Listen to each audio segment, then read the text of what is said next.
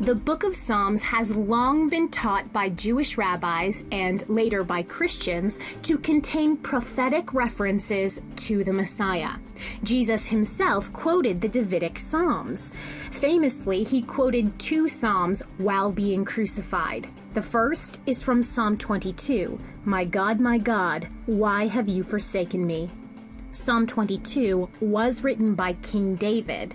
It's an astounding account of what would happen 1,000 years after David to the Messiah.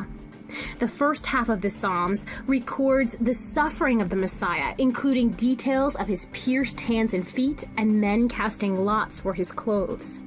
The second half of the psalm sees a victorious Messiah standing alive in the great congregation.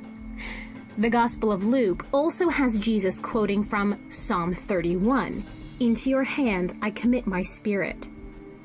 Jesus had earlier in his ministry used a direct quote from Psalms to answer a question posed by the Pharisees.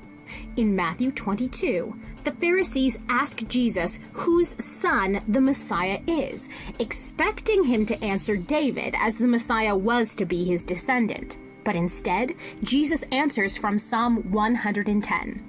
"The Lord declared to my Lord." Here we have David speaking of the Messiah as his Lord, not his son, an answer that quieted the Pharisees and pointed to the divine nature of the Messiah.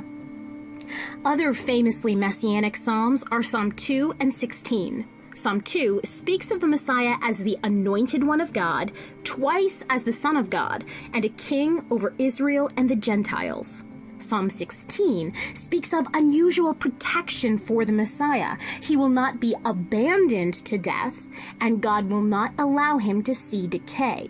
The Apostle Peter quoted from that passage in Acts 2, relating it directly to the resurrection of Jesus Christ.